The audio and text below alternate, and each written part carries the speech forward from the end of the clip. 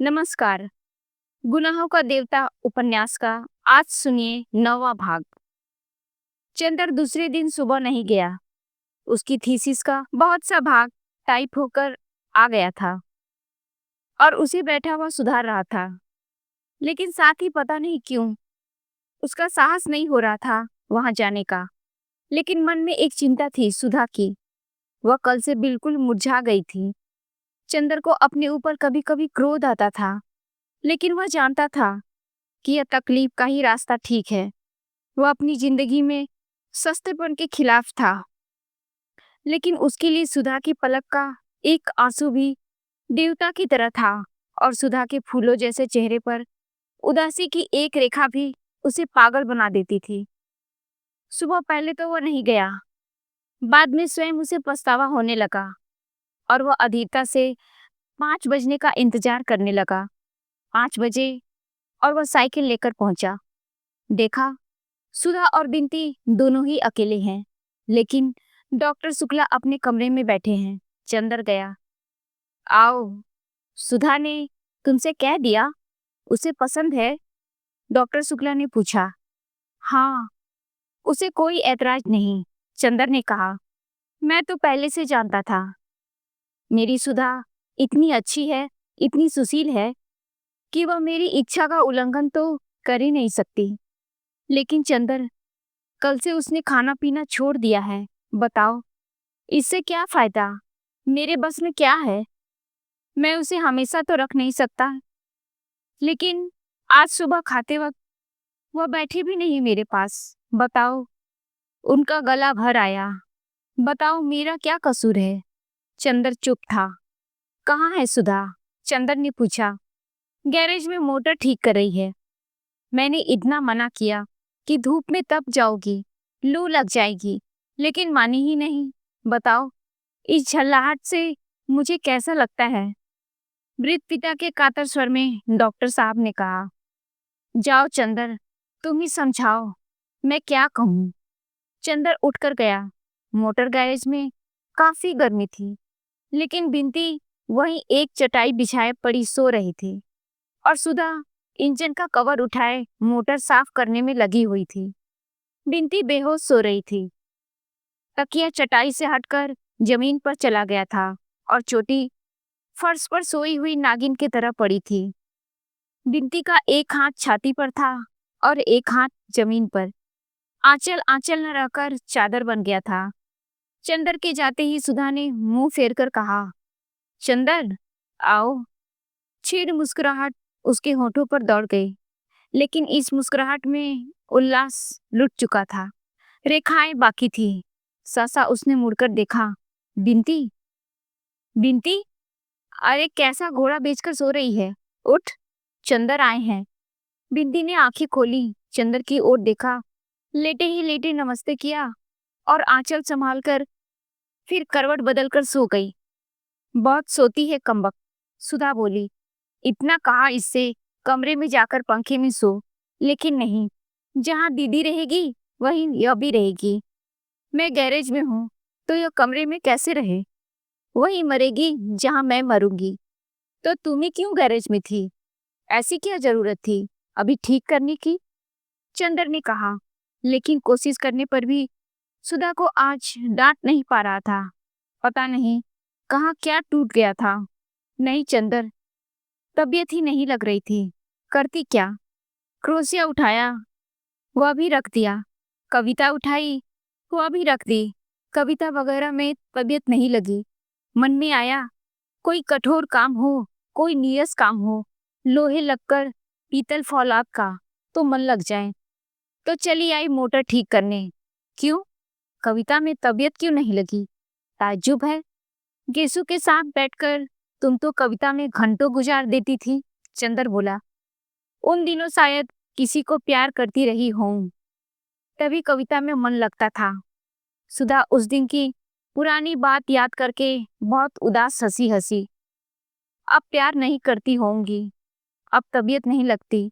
बड़ी फीकी, बड़ी बेजार, बड़ी बनावटी लगती हैं ये कविताएं। मन के दर्द के आगे सभी फीकी हैं। और फिर वह उन्हीं पुर्जों में डूब गई। चंदर भी चुपचाप मोटर की खिड़की से टिककर खड़ा हो गया और चुपचाप कुछ सोचने लगा। सुधा ने बिना सिर उठाए झुके ही झुके एक हाथ से तार लपेटते हुए कहा, चंदर, तुम्हारे मित्र का परिवार आ रहा है इसी मंगल को। तैयारी करो जल्दी। कौन परिवार सुधा? हमारे जेठ और सास आ रही है इसी बैसाखी को हमें देखने। उन्होंने तिथि बदल दी है तो अब 6 ही दिन रह गए हैं। चंदर कुछ नहीं बोला।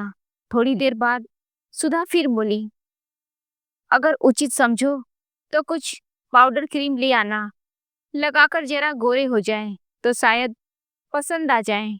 क्यों, ठीक है ना? सुधा ने बड़ी विचित्र हंसी हंसी और सिर उठाकर चंदर की ओर देखा। चंदर चुप था, लेकिन उसकी आंखों में अजीब सी पीड़ा थी और उसके माथे पर बहुत ही करुण छाह। सुधा ने कवर गिरा दिया और चंदर के पास जाकर बोली, क्यों चंदर, बुरा मान गए हमारी बात का? क्या करे चंदर, कल से हम मजाक करना भी भूल गए। मजाक करते हैं तो व्यंग बन जाता है, लेकिन हम तुमको कुछ कह नहीं रहे थे चंदर।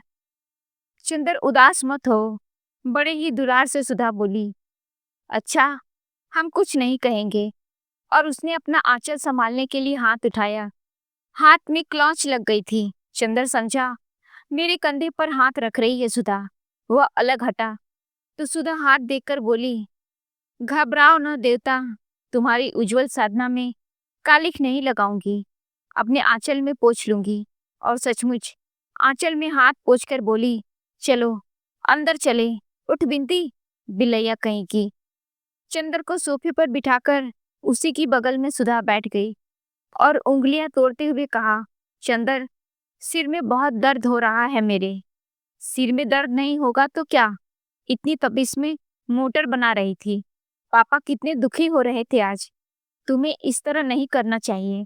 फिर क्या फायदा हुआ? ना ऐसे दुखी किया, वैसे दुखी कर लिया। बात तो वही रही ना।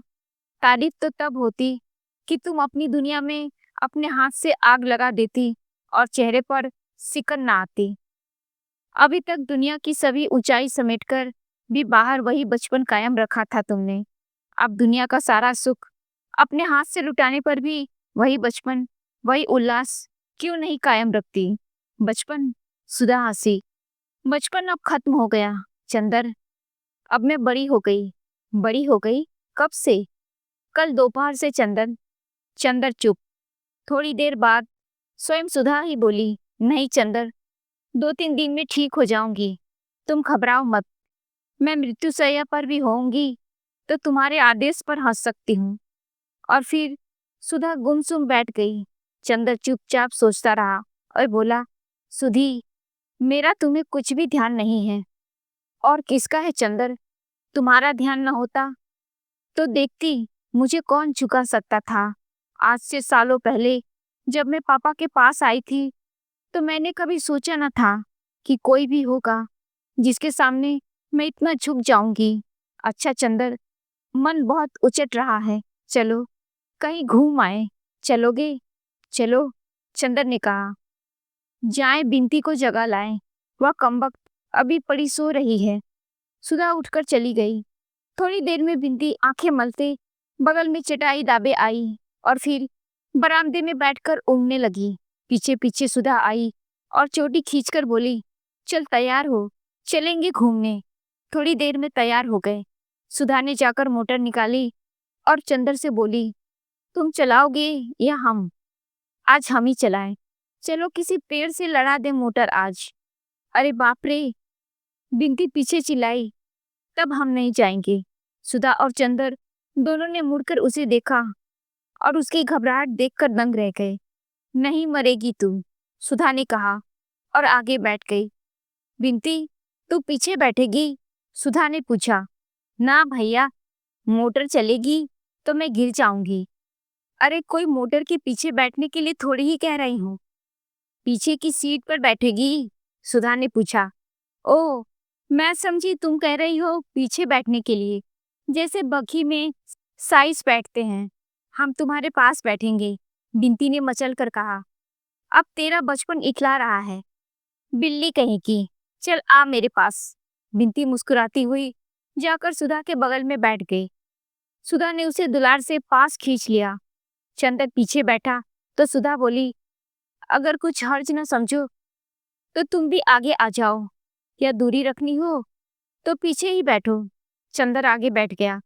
बीच में बिंती, इधर चंदर उधर सुधा। मोटर चली तो बिंती बोली, अरे मास्टर साहब। चंदर ने देखा बिसरिया चला जा रहा था। आज नहीं पढ़ेंगे, चंदर ने चिल्लाकर कहा। सुधा ने मोटर नहीं रोकी। चंदर बेहद अचरज हुआ जब उसने देखा कि मोटर पम्मी के बंगले पर रुकी। अरे यहाँ क्यों? चंदर ने पूछा। यूं ही, सुधा ने कहा। आज मन हुआ कि मिस पम्मी की अंग्रेजी कविता सुने। क्यों? अभी तो तुम कह रही थी कविता पढ़ने में आज तुम्हारा मन ही नहीं लग रहा है। कुछ कहो मत चंदर, आज मुझे मन में जो आए कर लेने दो। मेरा सिर बेहद दर्द कर रहा है और मैं कुछ समझ नहीं पाती क्या करूं। चंदर, तुमने अच्छा नहीं किया। चंदर कुछ नहीं बोला, चुपचाप आगे चल दिया। सुधा के पीछे पीछे कुछ संकोच करती हुई सी बिनती चली आ रही थी। पम्मी बैठी कुछ लिख रही थी। उसने उठकर सबों का स्वागत किया। वह कोच पर बैठ गई। दूसरी पर सुधा, चंदर और बिनती। सुधा ने बिनती का परिचय पम्मी से कराया और पम्मी ने बिनती से हाथ मिलाया तो बिनती जाने क्यों चंदर की ओर देखकर हंस पड़ी। शायद उस दिन की घटना की याद में। सहसा सुधा को जाने क्या ख्याल आ गया। बिनती की शरारत भरी हंसी देखकर उसने फौरन चंदर से कहा, चंदर, तुम पम्मी के पास बैठो। दोनों मित्रों को साथ बैठना चाहिए। हाँ, और खास तौर से जब वो कभी कभी मिलते हो। बिनती ने मुस्कुराते हुए जोड़ दिया। पम्मी ने मजाक समझ लिया और बिना शर्माए बोली, हम लोगों को मध्यस्थ की जरूरत नहीं, धन्यवाद। आओ चंदर, आओ यहाँ। पम्मी ने अंदर बुलाया। चंदर उठकर पम्मी के पास बैठ गया। थोड़ी देर तक बातें होती रही। मालूम हुआ बल्टी अपने एक दोस्त के साथ तराई के पास शिकार खेलने गया है।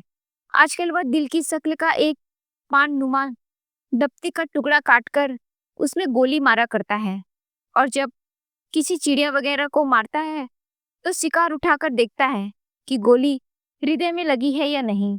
स्वास्थ्य उसका कुछ सुधर रहा है। सुधा कोच पर सिर टेके बैठी है। सहसा पम्मी ने बिनती से कहा, आपको पहली दफे देखा मैंने, आप बातें क्यों नहीं करती? बिंदी ने झेप कर मुंह झुका लिया। बड़ी विचित्र लड़की थी, हमेशा चुप रहती थी और कभी कभी बोलने की लहर आती तो गुटर गूं करके घर गुंजार कर देती। और जिन दिनों चुप रहती थी उन दिनों ज्यादातर आंख की निगाह, कपोलों की आशनाई या अधरों की मुस्कान के द्वारा बातें करती थी। पम्मी बोली, आपको फूलों का शौक है? हाँ हाँ, बिंदी सिर हिलाकर बोली। चंदर, इन्हें जाकर गुलाब दिखाओ, इधर फिर खूब खिले हैं। बिंदी ने सुधा से कहा, चलो दीदी, और चंदर के साथ बढ़ गई। फूलों के बीच में पहुंचकर बिंदी ने चंदर से कहा, सुनिए, दीदी को न जाने क्या होता जा रहा है। बताइए ऐसे क्या होगा? मैं खुद परेशान हूँ बिंदी, लेकिन पता नहीं कहाँ मन में कौन सा विश्वास है जो कहता है कि नहीं, सुधा को अपने आप को संभालना आता है, अपने मन को संतुलित करना जानती है, और सुधा सचमुच ही त्याग में ज्यादा गौरवमयी हो सकती है। इसके बाद चंदर ने बात टाल दी। वह बिनती से ज्यादा बात नहीं करना चाहता था सुधा के बारे में। बिनती ने चंदर को मौन देखा तो बोली, एक बात कहें आपसे, मानिएगा क्या?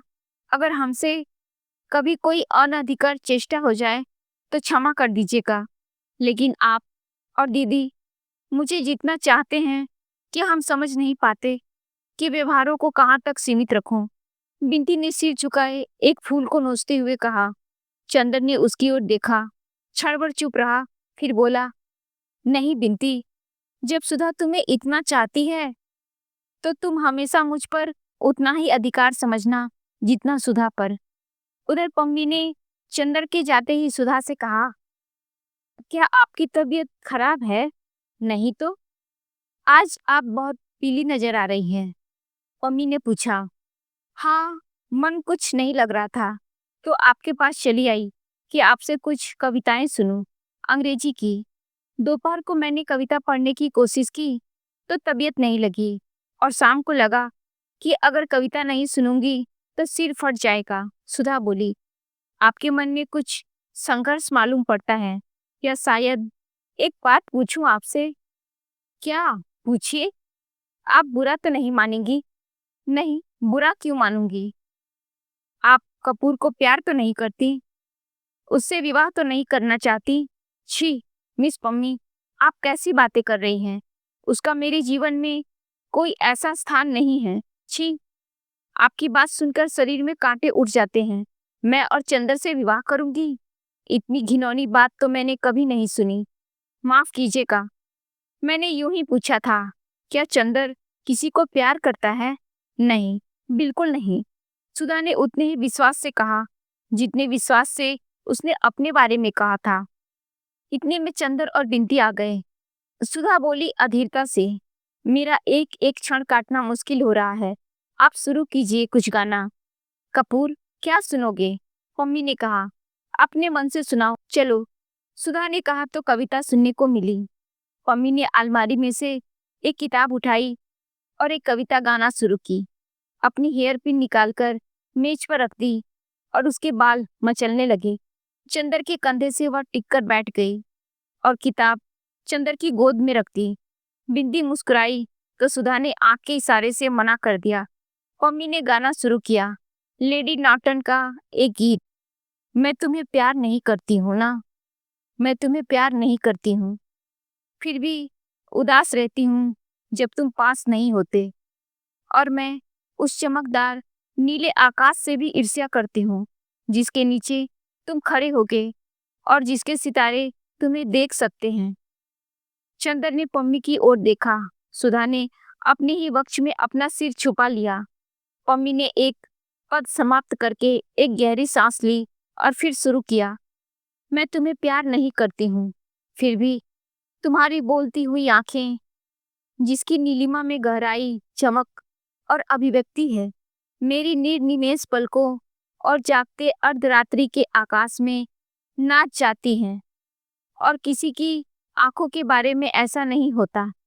सुधा ने बिंदी को अपने पास खींच लिया और उसके कंधे पर सिर टेक कर बैठ गई। मम्मी गाती गई, ना मुझे मालूम है कि मैं तुम्हें प्यार करती हूँ, लेकिन फिर भी कोई शायद मेरे साफ दिल पर विश्वास नहीं करेगा।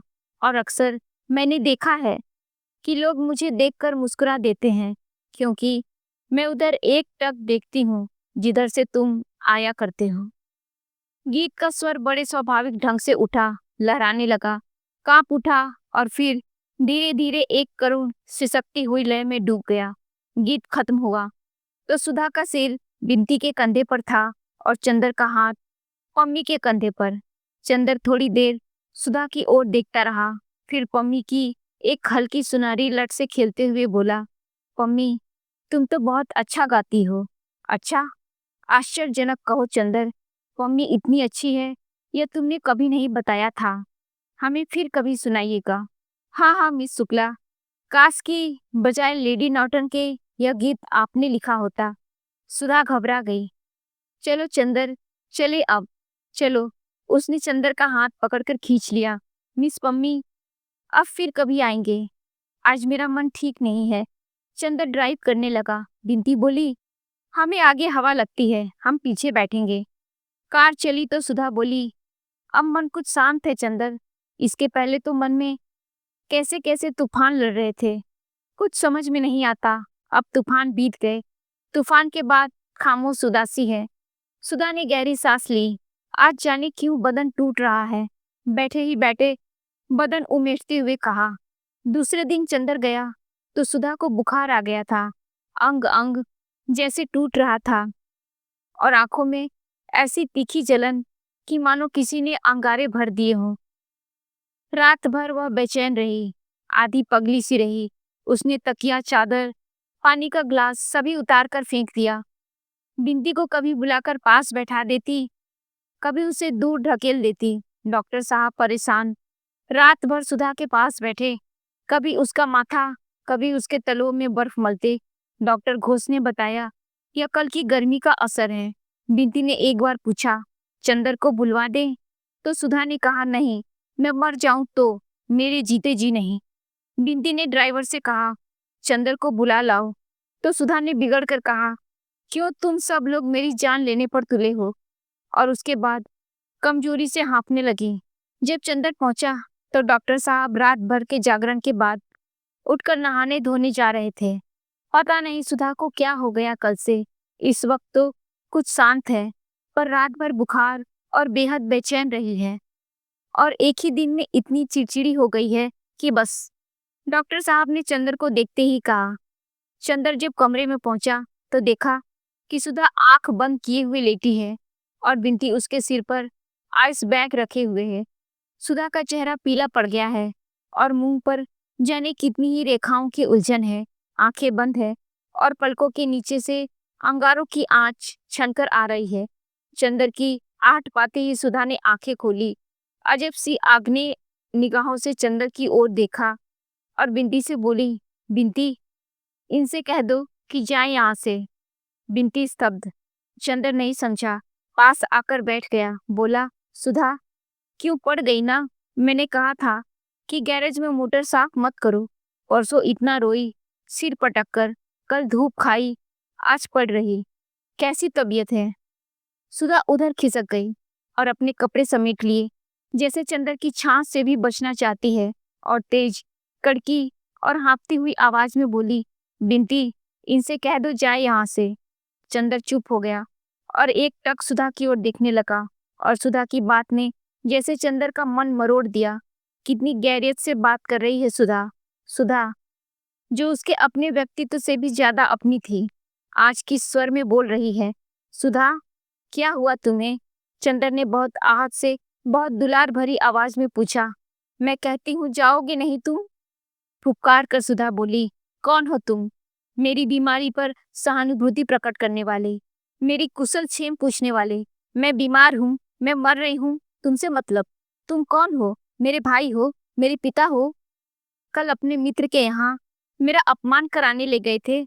सुधा हाँफने लगी। अपमान? किसने तुम्हारा अपमान किया सुधा? मम्मी ने तो कुछ भी नहीं कहा। तुम पागल तो नहीं हो गई? चंदर ने सुधा के पैरों पर हाथ रखते हुए कहा। पागल? पागल हो नहीं गई तो हो जाऊंगी। उसने पैर हटा लिए। तुम, पम्मी, गेसु, पापा, डॉक्टर, सब लोग मिलकर मुझे पागल कर दोगे।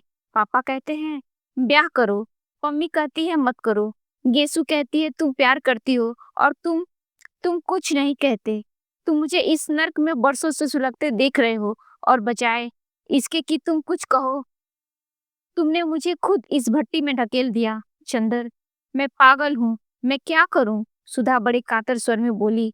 चंदर चुप था, सिर्फ सिर झुकाए, हाथों पर माथा रखे बैठा था। सुधा थोड़ी देर हाँफती रही, फिर बोली, तुम्हें क्या हक था अम्मी के यहाँ ले जाने का? उसने क्यों कल गीत में कहा कि मैं तुम्हें प्यार करती हूँ? सुधा बोली। चंदर ने बिंती की ओर देखा। क्यों बिंती? बिंती से मैं कुछ नहीं छिपाता। क्यों पम्मी ने कल कहा मैं तुम्हें प्यार नहीं करती? मेरा मन मुझे धोखा नहीं दे सकता। मैं तुमसे सिर्फ जाने क्या करती हूँ। फिर पम्मी ने कल ऐसी बात क्यों कही? मेरे रोम रोम में जाने कौन सा ज्वालामुखी धधक उठता है ऐसी बातें सुनकर। तुम क्यों पम्मी के यहाँ ले गए? तुम खुद गई थी सुधा। चंदर बोला। तो तुम रोक नहीं सकते थे? तुम कह देते मत जाओ, मैं कभी नहीं जा सकती थी। तुमने क्यों नहीं रोका? तुम हाथ पकड़ लेते, तुम डांट देते, तुमने क्यों नहीं डांटा? एक ही दिन में मैं तुम्हारी गैर हो गई। गैर हूं तो फिर क्यों आई हो?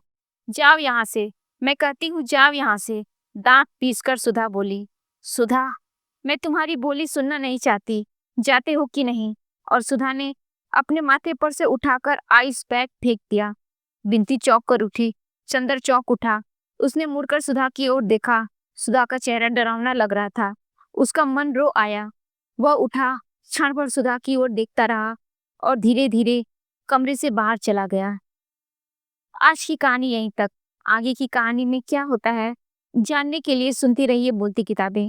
मिलते हैं अगले अंक में। नमस्कार।